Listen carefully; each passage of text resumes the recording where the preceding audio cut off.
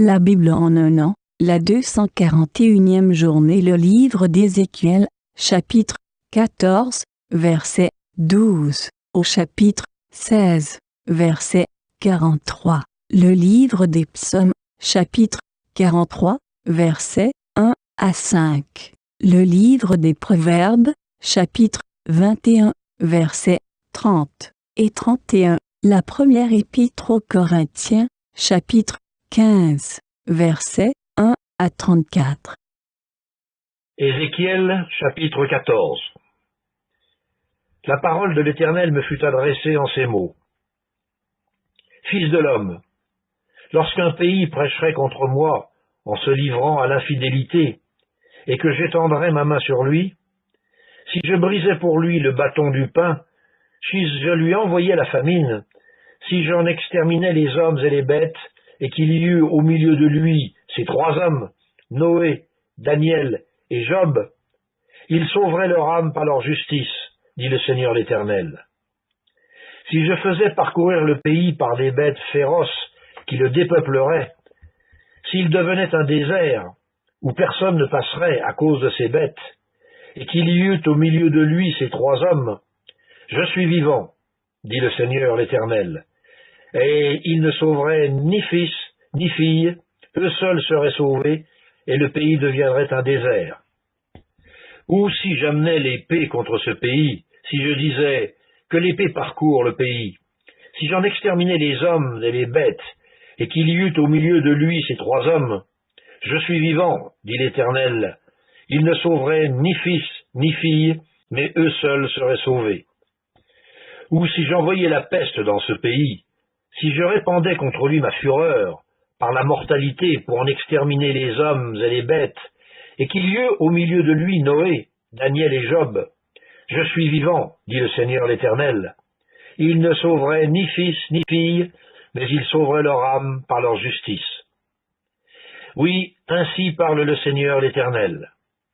Quoique j'envoie contre Jérusalem mes 4 châtiments terribles, l'épée, la famine, les bêtes féroces et la peste, pour en exterminer les hommes et les bêtes, il y aura néanmoins un reste qui échappera, qui en sortira, des fils et des filles.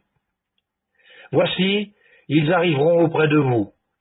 Vous verrez leur conduite et leurs actions, et vous vous consolerez du malheur que je fais venir sur Jérusalem, de tout ce que je fais venir sur elle. Ils vous consoleront quand vous verrez leur conduite et leurs actions. Et vous reconnaîtrez que ce n'est pas sans raison que je fais tout ce que je lui fais, dit le Seigneur et l'Éternel. Ézéchiel, chapitre 15. La parole de l'Éternel me fut adressée en ces mots. Fils de l'homme, le bois de la vigne, qu'a-t-il de plus que tout autre bois, le sarment qui est parmi les arbres de la forêt? Prend-on de ce bois pour fabriquer un ouvrage? En tire-t-on une cheville pour y suspendre un objet quelconque? Voici, on le met au feu pour le consumer. Le feu en consume les deux bouts et le milieu brûle. Sera-t-il bon à quelque chose? Voici, lorsqu'il était entier, on n'en faisait aucun ouvrage. Combien moins lorsque le feu l'a consumé et qu'il est brûlé, en pourra-t-on faire quelque ouvrage? C'est pourquoi ainsi parle le Seigneur l'Éternel. Comme le bois de la vigne parmi les arbres de la forêt, ce bois que je livre au feu pour le consumer, ainsi je livrerai les habitants de Jérusalem.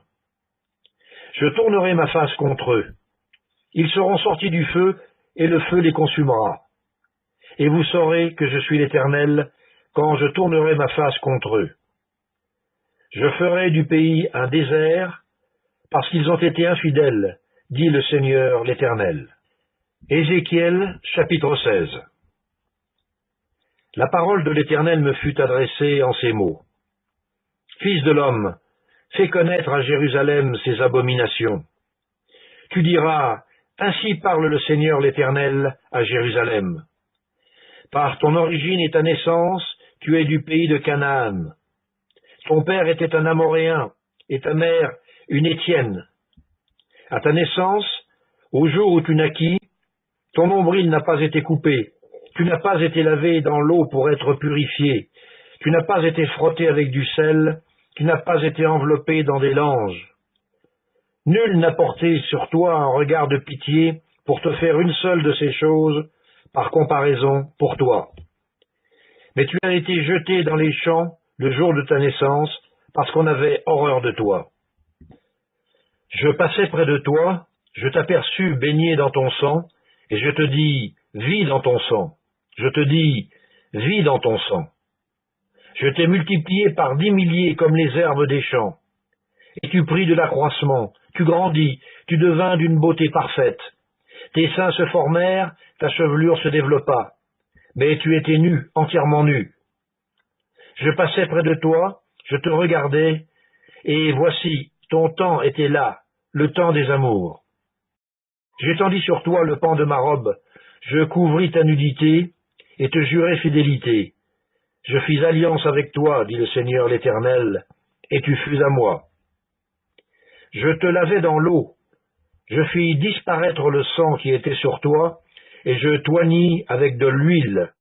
Je te donnai des vêtements brodés, et une chaussure de peau teinte en bleu. Je te ceignis de fin lin, et je te couvris de soie. Je te parai d'ornements. Je mis des bracelets à tes mains, un collier à ton cou. Je mis un anneau à ton nez, des pendants à tes oreilles, et une couronne magnifique sur ta tête. Ainsi tu fus paré d'or et d'argent, et tu fus vêtu de fin lin, de soie et d'étoffe brodée. La fleur de farine, le miel et l'huile furent ta nourriture. Tu étais d'une beauté accomplie, digne de la royauté. Et ta renommée se répandit parmi les nations à cause de ta beauté. Car elle était parfaite, grâce à l'éclat dont je t'avais orné, dit le Seigneur l'Éternel. Mais tu t'es confié dans ta beauté et tu t'es prostitué à la faveur de ton nom. Tu as prodigué tes prostitutions à tous les passants, tu t'es livré à eux. Tu as pris de tes vêtements, tu t'es fait des hauts lieux que tu as garnis d'étoffes de toutes couleurs, et tu t'y es prostitué.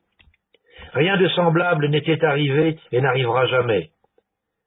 Tu as pris ta magnifique parure d'or et d'argent que je t'avais donnée, et tu en as fait des simulacres d'hommes auxquels tu t'es prostitué. Tu as pris tes vêtements brodés, tu les en as couverts, et tu as offert à ces simulacres mon huile et mon encens.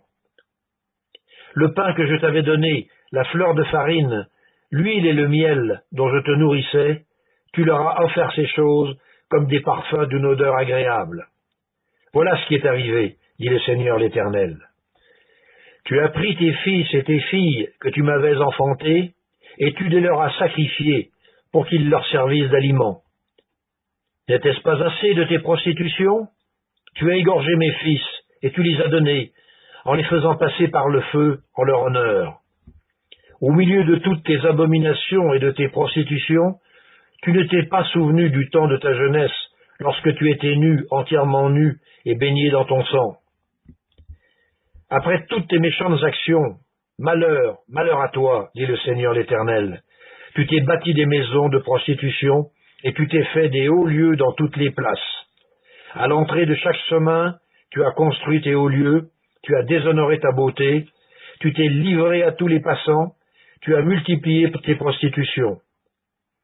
Tu t'es prostitué aux Égyptiens, tes voisins au corps vigoureux, et tu as multiplié tes prostitutions pour m'irriter. Et voici, j'ai étendu ma main contre toi, j'ai diminué la part que je t'avais assignée, je t'ai livré à la volonté de tes ennemis, les filles des Philistins, qui ont rougi de ta conduite criminelle. Tu t'es prostitué aux Assyriens, parce que tu n'étais pas rassasié. Tu t'es prostitué à eux, et tu n'as pas encore été rassasié. Tu as multiplié tes prostitutions avec le pays de Canaan, et jusqu'en Chaldée, et avec cela, tu n'as pas encore été rassasié. Quelle faiblesse de cœur tu as eue, dit le Seigneur l'Éternel, en faisant toutes ces choses qui sont l'œuvre d'une maîtresse prostituée. Lorsque tu bâtissais tes maisons de prostitution à l'entrée de chaque chemin, lorsque tu faisais tes hauts lieux dans toutes les places, tu n'as pas même été comme la prostituée qui réclame un salaire. Tu as été la femme adultère qui reçoit des étrangers au lieu de son mari. À toutes les prostituées on paye un salaire, mais toi, Tu as fait des dons à tous tes amants, tu les as gagnés par des présents, afin de les attirer à toi de toutes parts dans tes prostitutions. Tu as été le contraire des autres prostituées, parce qu'on ne te recherchait pas. Et en donnant un salaire au lieu d'en recevoir un, tu as été le contraire des autres. C'est pourquoi, prostituée, écoute la parole de l'Éternel. Ainsi parle le Seigneur l'Éternel.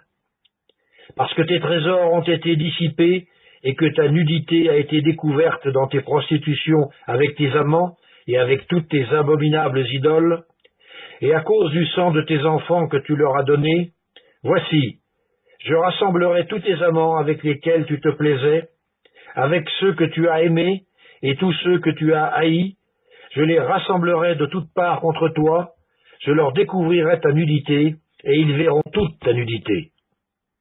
Je te jugerai comme on juge les femmes adultères et celles qui répandent le sang, et je ferai de toi une victime sanglante de la fureur et de la jalousie. Je te livrerai entre leurs mains. Ils abattront tes maisons de prostitution et détruiront tes hauts lieux. Ils te dépouilleront de tes vêtements, prendront ta magnifique parure et te laisseront nu, entièrement nu. Ils amèneront la foule contre toi, ils te lapideront et te perceront à coups d'épée. Ils brûleront tes maisons par le feu, et ils feront justice de toi aux yeux d'une multitude de femmes. Je ferai cesser ainsi ton impudicité, et tu ne donneras plus de salaire. J'assouvirai ma colère contre toi, et tu ne seras plus l'objet de ma jalousie. Je m'apaiserai, je ne serai plus irrité. Parce que tu ne t'es pas souvenu du temps de ta jeunesse, parce que tu m'as provoqué par toutes ces choses, voici, je ferai retomber ta conduite sur ta tête, dit le Seigneur l'Éternel, et tu ne commettras plus le crime avec toutes tes abominations. Psaume 43. Rends-moi justice, ô Dieu, défends ma cause contre une nation infidèle. Délivre-moi des hommes de fraude et d'iniquité. Toi, mon Dieu protecteur, pourquoi me repousses-tu? Pourquoi dois-je marcher dans la tristesse sous l'oppression de l'ennemi? Envoie ta lumière et ta fidélité, qu'elle me guide, qu'elle me conduise à ta montagne sainte et à tes demeures. J'irai vers l'autel de Dieu, ma joie et mon allégresse, et je te célébrerai sur la harpe, ô Dieu, mon Dieu. Pourquoi t'as battu mon âme et gémis-tu au-dedans de moi? Espère en Dieu, car je le louerai encore, il est mon salut et mon Dieu. Livre des Proverbes, chapitre 21. Il n'y a ni sagesse, ni intelligence, ni conseil en face de l'Éternel. Le cheval est équipé pour le jour de la bataille, mais la délivrance appartient à l'Éternel. Première épître de Paul aux Corinthiens, chapitre 15.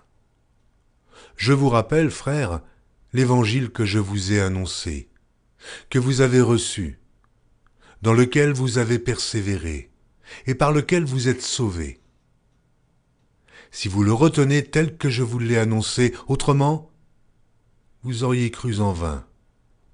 Je vous ai enseigné avant tout, comme je l'avais aussi reçu, que Christ est mort pour nos péchés, selon les Écritures, qu'il a été enseveli, et qu'il est ressuscité le 3e jour, selon les Écritures, et qu'il est apparu à Céphas, puis aux 12. Ensuite, il est apparu à plus de 500 frères à la fois, dont la plupart sont encore vivants, et dont quelques-uns sont morts. Ensuite, il est apparu à Jacques, puis à tous les apôtres.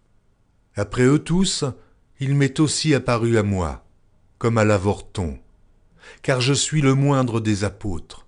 Je ne suis pas digne d'être appelé apôtre, parce que j'ai persécuté l'Église de Dieu. Par la grâce de Dieu, je suis ce que je suis, et sa grâce envers moi n'a pas été vaine, loin de là. J'ai travaillé plus que tous, non pas moi toutefois, mais la grâce de Dieu qui est avec moi. Ainsi donc, que ce soit moi, que ce soit eux, voilà ce que nous prêchons, et c'est ce que vous avez cru. Or, si l'on prêche que Christ est ressuscité des morts, comment quelques-uns parmi vous disent-ils qu'il n'y a point de résurrection des morts? S'il n'y a point de résurrection des morts, Christ non plus n'est pas ressuscité. Et si Christ n'est pas ressuscité, Notre prédication est donc vaine, et votre foi aussi est vaine. Il se trouve même que nous sommes de faux témoins à l'égard de Dieu, puisque nous avons témoigné contre Dieu qu'il a ressuscité Christ, tandis qu'il ne l'aurait pas ressuscité, si les morts ne ressuscitent point. Car si les morts ne ressuscitent point, Christ non plus n'est pas ressuscité. Et si Christ n'est pas ressuscité, votre foi est vaine. Vous êtes encore dans vos péchés, et par conséquent, aussi ceux qui sont morts en Christ sont perdus. Si c'est dans cette vie seulement que nous espérons en Christ, nous sommes les plus malheureux de tous les hommes. Mais, maintenant, Christ est ressuscité des morts, il est les prémices de ceux qui sont morts. Car puisque la mort est venue par un homme, c'est aussi par un homme qu'est venue la résurrection des morts. Et comme tous meurent en Adam, de même aussi, tous revivront en Christ, mais chacun en son rang. Christ comme prémisse, puis ceux qui appartiennent à Christ lors de son avènement. Ensuite viendra la fin, quand il remettra le royaume à celui qui est Dieu et Père, après avoir détruit toute domination, toute autorité et toute puissance. Car il faut qu'il règne, jusqu'à ce qu'il ait mis tous les ennemis sous ses pieds. Le dernier ennemi qui sera détruit, c'est la mort. Dieu, en effet, a tout mis sous ses pieds. Mais lorsqu'il dit que tout lui a été soumis, il est évident que celui qui lui a soumis toutes choses est excepté. Et lorsque toutes choses lui auront été soumises, alors le Fils lui-même sera soumis à celui qui lui a soumis toutes choses, afin que Dieu soit tout en tous. Autrement, que feraient ceux qui se font baptiser pour les morts, si les morts ne ressuscitent absolument pas? Pourquoi se font-ils baptiser pour eux? Et nous, pourquoi sommes-nous à toute heure en péril? Chaque jour, je suis exposé à la mort. Je l'atteste, frère, par la gloire dont vous êtes pour moi le sujet en Jésus-Christ notre Seigneur. Si c'est dans des vues humaines que j'ai combattu contre les bêtes à Éphèse, quel avantage m'en revient-il? Si les morts ne ressuscitent pas, mangeons et buvons, car demain nous mourrons. Ne vous y trompez pas, les mauvaises compagnies corrompent les bonnes mœurs. Revenez à vous-même comme il est convenable et ne péchez point, car quelques-uns ne connaissent pas Dieu, je le dis à votre honte.